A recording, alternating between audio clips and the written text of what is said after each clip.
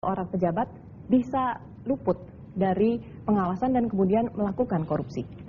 Ya, itu menurut saya ada berbagai faktor. Yang pertama kurangnya pengawasan, kemudian peluang yang memang masih muncul akibat kurangnya pengawasan itu atau sistem yang tidak baik.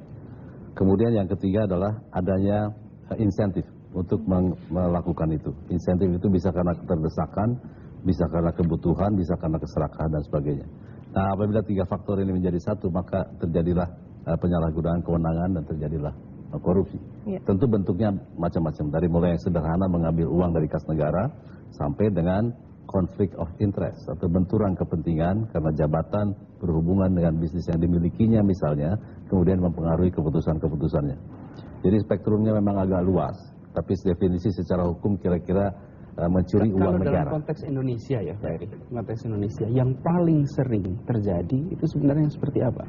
Dari pengalaman di KPK yang paling sering terjadi adalah markup pengadaan. Markup pengadaan atau suap menyuap atau keputusan-keputusan tertentu yang memang dirancang untuk menguntungkan diri sendiri dan orang lain serta kalau dalam konteks itu ya Frida, kalau kita lihat dari sisi Pak Eri menjelaskan sebagai mantan wakil ketua KPK, lihat pejabat. Di sisi lain Pak Sugeng, kalau kita perhatikan tadi Pak Eri cerita bahwa yang dominan adalah misalnya markup pengadaan.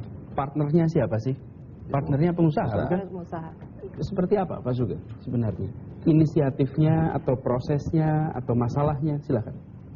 Sebetulnya kalau agak mau lebih melihat duduk perkara kejahatan korupsi itu, memang ini menyangkut yang disebut fortune, big fortune, kekayaan yang melimpah.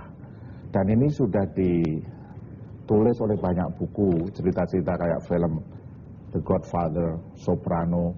Godfather itu karangannya Mario Puzo kalau nggak salah. Mario Puzo mengatakan begini, ini ada gium yang hidup sampai sekarang. Behind every great fortune, there is always crime. Jadi ketika menyangkut kekayaan yang melimpah, supaya nanti suap menyuap sama markup itu ketemu gitu ya. Tapi dalam hal ini Pak Sugeng, dalam hal korupsi di kalangan pejabat, siapa yang memulai? Pengusahanya inilah, atau pejabatnya? saya mau jelaskan.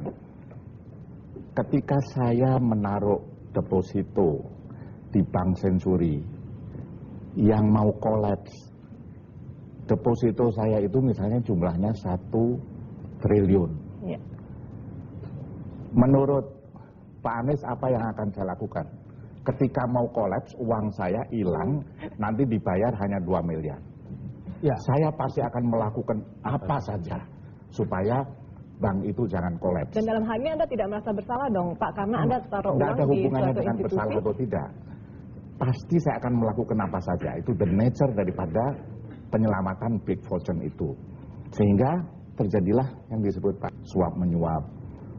Supaya polisinya Bank Senturi pokoknya jangan sampai di apa namanya